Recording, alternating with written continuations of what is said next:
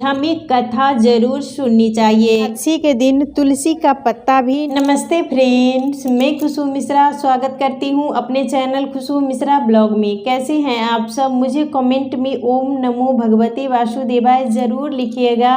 और आज इस वीडियो में जानेंगे परम एकादशी कब है, परम एकादशी के दिन हमें कौन से काम है जो नहीं करने चाहिए, का शुभ मुहूर्त क्या है। बहुत सारी जानकारी आपको इस वीडियो में मिलेगी। इससे पहले अगर आपने मेरे चैनल को सब्सक्राइब नहीं किया है तो इसे सब्सक्राइब कर ले, बेल आइकन को ज़रूर प्रेस करें जिससे वीडियो की नोटिफिकेशन आप लोग के पास सबसे पहले पहुँचे। सावन महीने के अधिक मास में कृष्ण पक्ष को पड़ने वाली एकादशी को परम एकादशी कहते हैं और इस दिन एकादशी का व्रत किया जाता है, विष्णु भगवान की पूजा की जाती है और साल में 24 एकादशी होती है, लेकिन इस बार अधिक मास है इसीलिए इस बार 26 एकादशी होगी।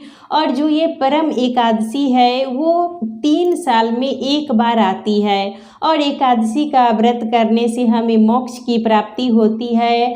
और इस परम एकादशी को करने से हमारे जीवन में जो भी गरीबी है, जो कष्ट है, वो सब खत्म होती है। तो इस एकादशी का व्रत हमें ज़रूर करना चाहिए। और एकादशी का व्रत हम अपने लिए करते हैं और व्रत हम दूसरे के लिए करते हैं, लेकिन जो एकादशी का व्रत है वो हम अपने लिए करते हैं, इससे हमें मोक्ष की प्राप्ति होती है। तो इसकी शुरुआत हमें एक दिन पहले से ही करनी चाहिए।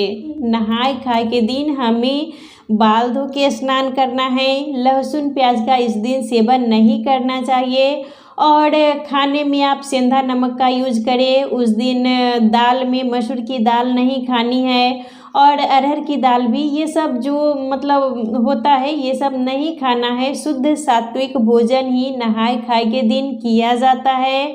एकादशी का नहाय खाए इस बार 11 तारीख को दिन शुक्रवार को है, तो आप उस दिन अच्छे से बाल वगैरह धो लीजिएगा और नाखून भी काट लीजिएगा और शुद्ध सात्विक भोजन बना के खाइएगा। और एकादशी तिथि 12 अगस्त दिन शनिवार को है, तो इस दिन हमें सूर्योदय से पहले उठ जाना है और उठने के बाद आप साफ स्नान कर लें, साफ स्वच्छ वस्त्र पहने। और एकादशी के दिन विष्णु भगवान की पूजा होती है, तो जब भी आप विष्णु भगवान की पूजा करें तो उन्हें पीला आसन दे। पीला आसन विष्णु भगवान को देना चाहिए। पीला फल का भोग लगाएं, पीला चंदन का टीका लगाएं और इस दिन विष्णु भगवान के साथ माता लक्ष्मी की भी हमें पूजा करनी चाहिए। और इस बार जो ये परम एकादशी पड़ा है वो शनिवार के दिन पड़ा है। सूर्योदय से पहले ही पीपल वृक्ष में पूजा करें और जब भी आप जल चढ़ाएं तो उसमें जल में थोड़ा सा काला तिल और गुड़ डाल के, यानी मीठा जल ही चढ़ाना चाहिए। और शाम के टाइम में आप दीपक अवश्य जलाएं। आप दीपक जब भी जलाएं तो थोड़ा सा उसमें काला तिल डाल के, यानी तिल डाल के ही दीपक जलाना चाहिए, वो बहुत ज़्यादा अच्छा होता है। और एकादशी के दिन हमें कभी भी सोना नहीं चाहिए। अगर हम दिन में सोते हैं तो जो तिरजटा नाम की राक्षसी थी उसको इस व्रत का लाभ मिलता है, तो हमें व्रत में सोना नहीं है, किसी की चुगली बुराई निंदा नहीं करनी है। क्योंकि बहुत से लोग हैं जो व्रत करते हैं और बैठते हैं किसी की चुगली बुराई निंदा करने के लिए, तो फिर व्रत का हमें क्या लाभ मिलेगा।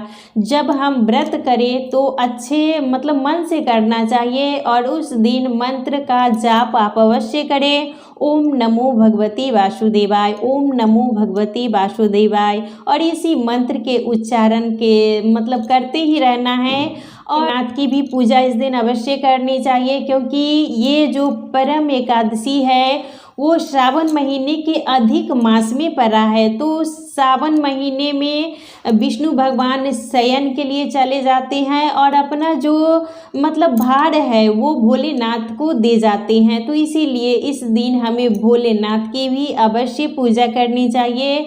आपके बगल में अगर मंदिर है, मंदिर जरूर जाएं और भोलेनाथ की भी पूजा करें। एकादशी के दिन तुलसी माता को जल नहीं चढ़ाना चाहिए, क्योंकि माता तुलसी भी विष्णु भगवान के लिए एकादशी का व्रत करती हैं। तो आप जल ना चढ़ाएं, लेकिन शाम के टाइम में आप दीप दान जरूर करें। एकादशी के दिन तुलसी का पत्ता भी नहीं तोड़ना चाहिए। आप एक दिन पहले यानी शुक्रवार को ही तोड़ लें, दशमी तिथि को ही तोड़ लिया जाता है। एकादशी में तुलसी का पत्ता हमें नहीं तोड़ना चाहिए। और जब भी आप विष्णु भगवान को भोग लगाएं तो तुलसी का पत्ता उसमें ज़रूर डालना चाहिए, तभी हमारे विष्णु भगवान वो भोग स्वीकार करते हैं। बिना तुलसी पत्ता के भोग हमारा स्वीकार नहीं होता। और एकादशी के दिन जो व्रत करते हैं वो तो चावल नहीं ही खाते हैं, लेकिन जो व्रत नहीं भी करते हैं उन्हें चावल नहीं खाना चाहिए। चावल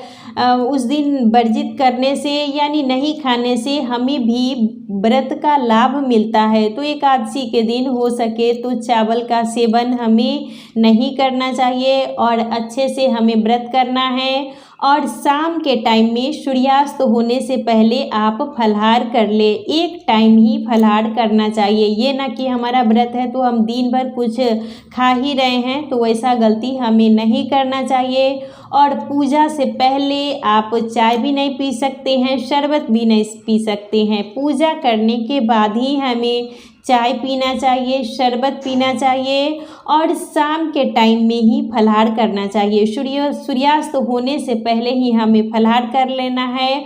और उसके अगले दिन, जिस दिन हमारा मतलब पारण है, रविवार को पारण रहेगा, तो पारण के दिन हमें सूर्योदय से पहले उठना है, स्नान कर लेना है, पूजा कर लेनी है। और उसके बाद मतलब पूजा करने के बाद हमें अग्रासन निकालना है। गाय के लिए आप कुछ निकालें, दान कर लें। दान में आप आटा, नमक, दाल, आलू, पैसा, यही सब दान किया जाता है। जब भी आप व्रत करते हैं तो दान आपको अवश्य करना चाहिए। तो आप पारण करने से पहले ही दान कर लें, गाय के लिए अग्रासन निकालें और उसके बाद ही हमें पारण करना चाहिए।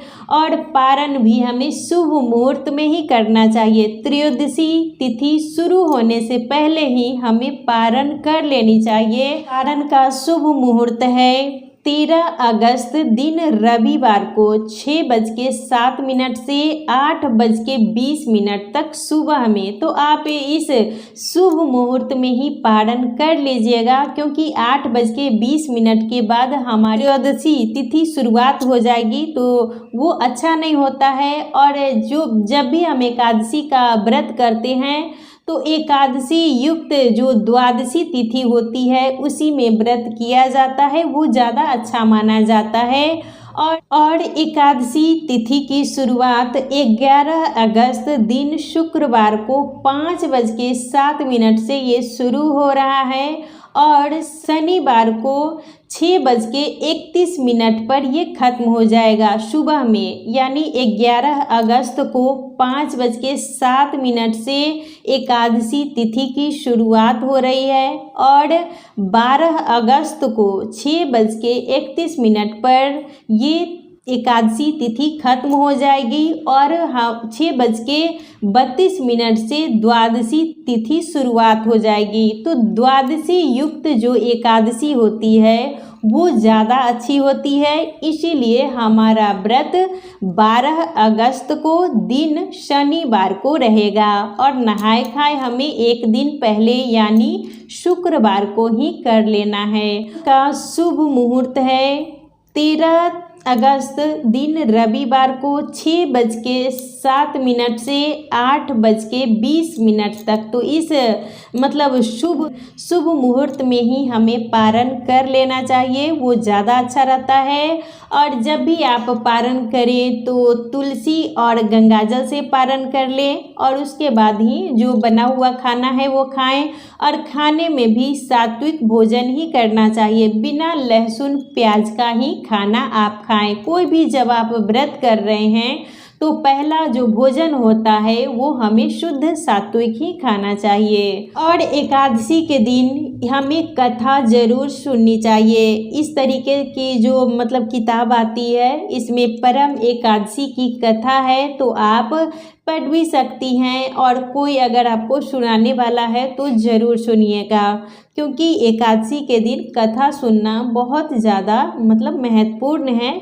और तुलसी का उस दिन पत्ता भी नहीं तोड़ना चाहिए। तुलसी में उस दिन अक्षत भी हमें नहीं चढ़ानी चाहिए, यानी तुलसी माता की पूजा हमें उस दिन नहीं करनी है, जल नहीं चढ़ाना है। शाम के टाइम में आप दीपक ज़रूर जला दें। तो आज का वीडियो यहीं तक था, फिर मिलूँगी एक नए वीडियो में। वीडियो अच्छा लगे तो इसे लाइक कीजिएगा, मेरे चैनल को सब्सक्राइब कीजिएगा। फिर मिलूँगी एक नए वीडियो में, तब तक के लिए नमस्कार।